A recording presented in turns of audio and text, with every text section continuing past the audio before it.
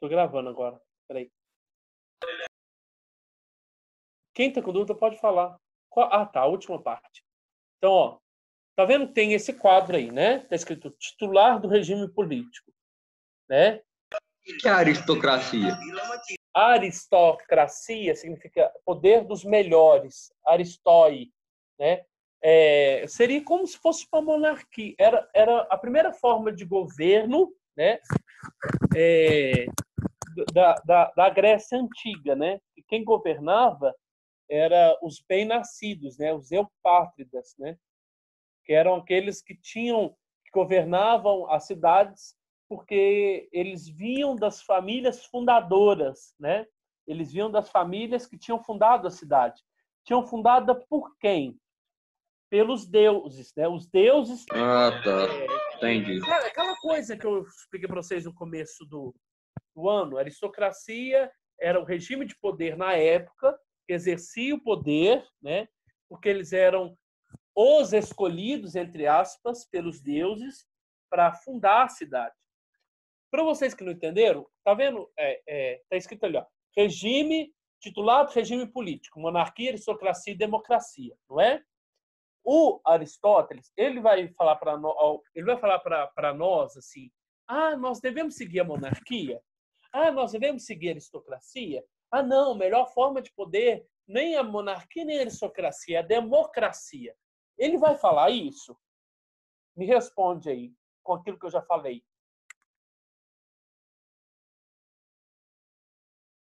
Ele vai falar isso? Não, ele vai defender que os filósofos têm que ficar no poder. Não. Quem falou isso foi Platão. Ele vai falar aqui. Você lembra? O que eu estou falando desde o começo? Que a ética Ele tem que é ser a virtuoso. extensão da política. A ética é a continuação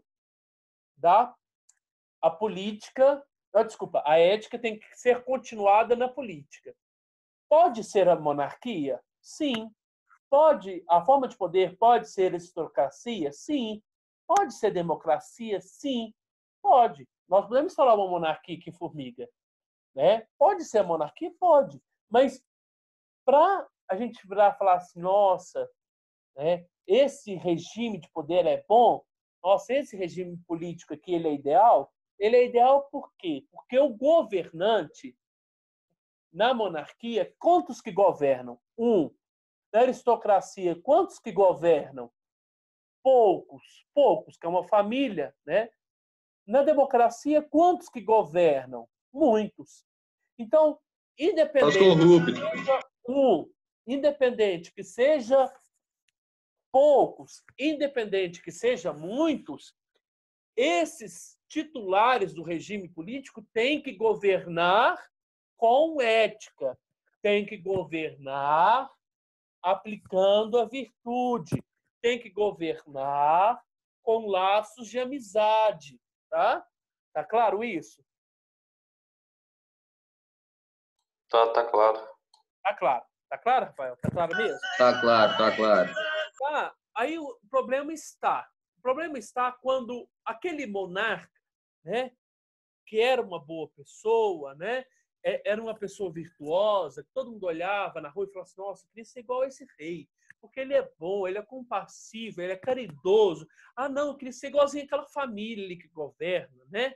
Aquela família que governa, aquela aristocracia que governa, é uma família caridosa, é uma família virtuosa, né? Nossa, dentro da democracia, que tem muitos governos, todos os políticos, né, que fazem parte do nosso poder legislativo, né? Nossa, olha, todos os políticos são boas pessoas, não deixam, estão ali porque querem, não estão ali porque eles vão ganhar dinheiro, tá? Eles não estão ali porque eles vão receber no final do mês aquele salário X, não, eles estão ali porque eles querem estar ali, eles pensam no bem do povo, tá certo?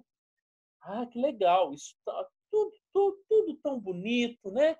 Nossa, olha para você ver. Só que tem um problema. Com o passar do tempo, esse monarca, esse rei, né, ele se perde. Ele pode se perder pelo dinheiro, né, pela ganância, né, ele pode se perder por algum outro motivo. Quando a gente fala se perder, ele vai deturpar o poder dele. E aí, o poder que era monárquico, né? O poder que era do bem para o povo, que era para todos, ele instaura uma tirania. Ou também eu posso chamar, ele se instaura um poder, um regime militar, né? Na qual agora quem governa, quem instaura a lei, lógico, antigamente era ele, mas quem é o cara? É ele, tá entendendo?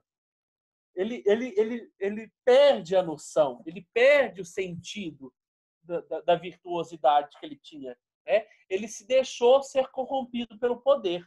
É aquilo que a gente sempre fala, coloca uma pessoa no poder que você vai conhecer quem ela é, tá? A mesma coisa naquela grupo familiar. Aquele grupo familiar, né? Aquela família era muito boa, aquela família governava muito bem, só que ela deixou se corromper pelo dinheiro, pela fama, pelo sucesso. Aí, ela não é mais uma aristocracia, ela se torna uma oligarquia. Oligoi, do grego, significa oligoi, se eu não me engano, oligoi do grego significa dinheiro, né? Se eu não me engano, é isso mesmo. Quer dizer, agora o poder está na mão de um grupo que só pensa no dinheiro. Tá? A democracia, por exemplo, se todo mundo governasse, né? Pensando no bem, pensando na coletividade... Se eles não fossem corruptos. Hã? Se eles não fossem corruptos.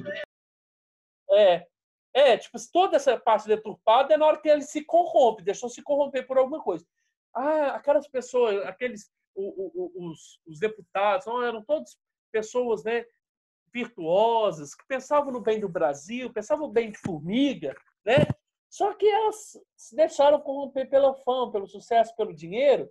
Aí essa forma de poder da democracia vai se tornar uma demagogia, tá? Como assim? O cara tá ali, cumprimenta o outro, abraça um, quer, né? Faz agora, por exemplo, nesses tempos políticos que nós estamos agora, né?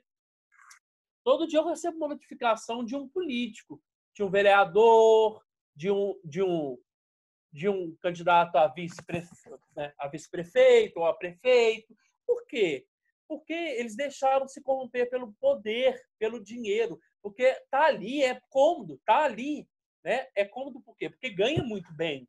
Então, algumas pessoas, né, não vou falar o nome, mas algumas pessoas fizeram, né, do poder político uma profissão, né? Fizeram da governança, né, do poder político uma profissão, e isso é errado, não é uma profissão. O poder político seria servir à sociedade, servir à coletividade. Tá? Essas pessoas aqui, que estão todos aqui do lado de cá, tirania, oligarquia, demagogia, são pessoas corrompidas pelo poder, pela fama, pelo sucesso, pelo dinheiro, né? São pessoas que deixaram que essa forma de poder monarquia, né, que era o governo de um, se tornasse uma tirania. A mesma coisa, aqueles governos de poucos, né, que era uma aristocracia, a partir do momento que eles deixaram se corromper pelo quê? Por tantas coisas ruins, se torna uma oligarquia, né? Agora, o governante não pensa no outro, ele derruba o outro, ele só pensa no dinheiro. A mesma coisa na democracia. Se torna um blá, blá, blá, blá, blá, uma falação desnecessária, né? Um cara querendo ser melhor que o outro para passar a perna no outro, né? Para ganhar o poder, para estar no poder, para ganhar mais dinheiro. Está entendendo isso? Então, a tirania, a oligarquia e a demagogia seriam formas ideais de governo? Não. Não. Por que não são? Porque elas são corrompidas. Tá? Olha lá, por isso está escrito assim, ó, pode deturpar os regimes políticos. O que pode deturpar os regimes políticos? Né? A monarquia se tornar uma tirania a partir do momento que o cara que está lá, o rei, só pensa em si, só pensa no poder, só pensa no dinheiro. E aí ele deturpa o trem mesmo. Tá? Tá claro isso? Não sei se tá. Tá tranquilo. Tá claro. Tá entendendo? Então, um pouco, só para finalizar, a psicologia do nosso amigo Aristóteles. Aristóteles, ele separa os 3 tipos de alma, né? Platão separa em alma, ele vai falar que os outros animais possuem almas menos evoluídas, mas bem menos evoluída. Só que o Platão, eu nunca vi estudando Platão, eu nunca vi o Platão definindo almas de animais, não, tá? O Aristóteles já define. O Aristóteles fala que todo ser, lógico, todo ser é uma substância, mas que esses seres, substâncias que possuem vida, eles possuem alma, tá? Por exemplo, o meu canetão, ele é uma substância, mas ele não é um ser vivo, tá? Ele possui alma? Não. E aí, o Aristóteles vai definir 3 tipos de alma. Né? Platão definiu 3 tipos de alma aonde? No ser humano. O Aristóteles vai definir 3 tipos de alma nos seres vivos, tá?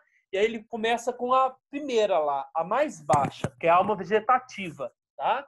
O que é a alma vegetativa? Próprio das plantas. Qual é a função dessa alma vegetativa? Crescimento, nutrição e reproduzir. É só isso que é a função delas.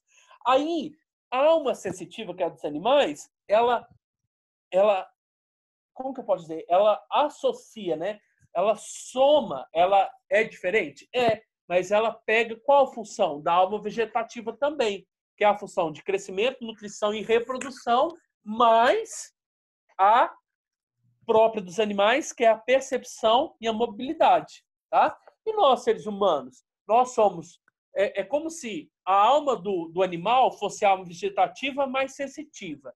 E nós, seres humanos, nós somos vegetativa, mais sensitiva, mais racional, tá? Porque nós possuímos a função de crescimento, de nutrir e reproduzir. Nós temos a alma dos animais, que é perceber, né? Perceber a sensibilidade, né? E se mover. E nós temos também o que nos difere dos outras almas, dos outros animais, que é o nosso pensamento, que é a função, então, de falar, né? A função de pensar, de produzir um raciocínio, tá? É isso, então. Tá. Só finalizar um pouco também da teologia do nosso amigo Aristóteles. E o Aristóteles, essa teologia de Aristóteles, ele vai falar que existia uma causa não causal, tá? Ou melhor, desculpa, falei errado. Uma causa causal, uma causa que causa todas as causas, né? Você é feito de uma causa, né? Eu, Asley, sou efeito de uma causa. Qual causa? Meus filhos. Mas existe um ser causador de todas as causas e que nunca, presta atenção, nunca foi causado por alguém e nunca foi movimentado por alguém. É como se você pensa no motor da sua moto e no motor do seu carro. Para o motor da sua moto, do seu carro, para a sua moto funcionar, você precisa pôr o que naquele motor? Gasolina, não precisa? Precisa. Para para um guarda-roupa se movimentar, ele precisa de um impulso, não precisa? Quem movimenta? Quem empurra? Você. Você dá o impulso para ele movimentar, tá? Então, tá vendo? Tudo tem uma causa. Quem é a sua causa? Seu pai e sua mãe. Agora a pergunta é: quem é a causa de todas essas causas? Ele vai falar assim: o motor imóvel. Aí olha que você vê que interessante. É o primeiro motor ou motor imóvel. É a mesma coisa.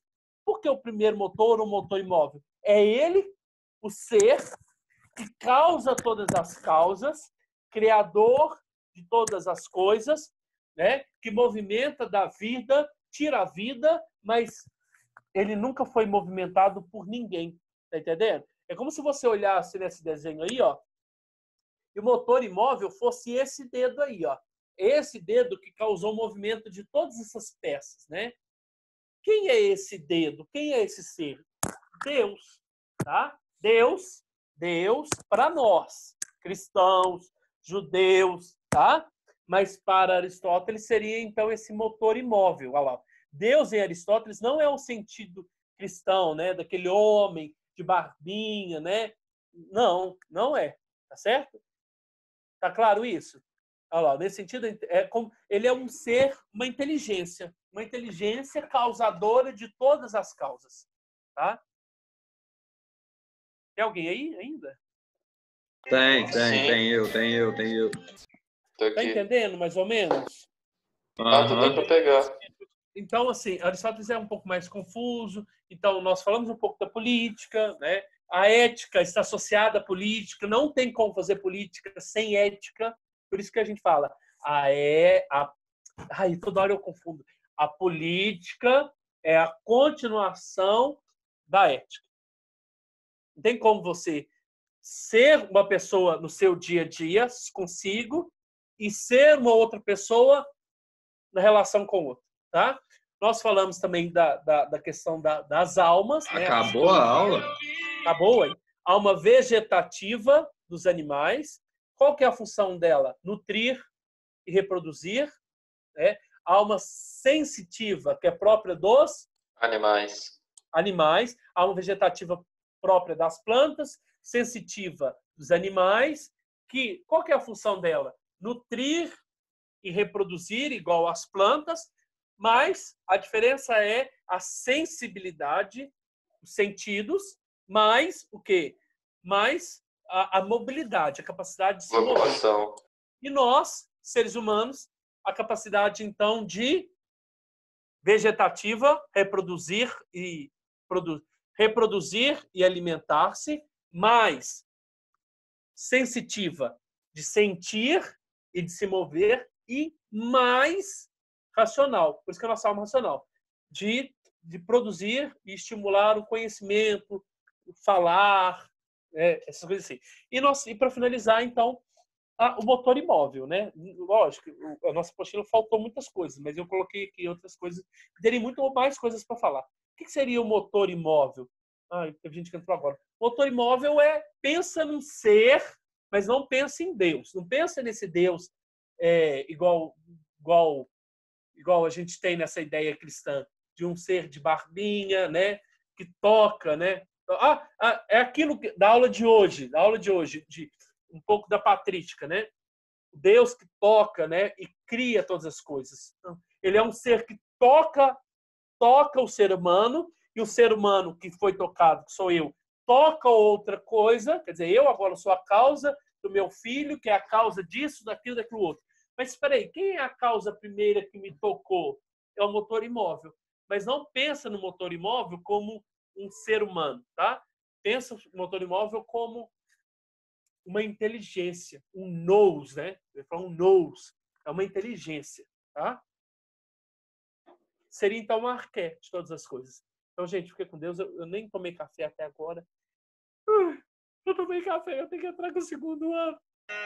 Obrigado, Sextou, bebê! Estou, crianças. Tchau. Sai fora que não dá. Tchau.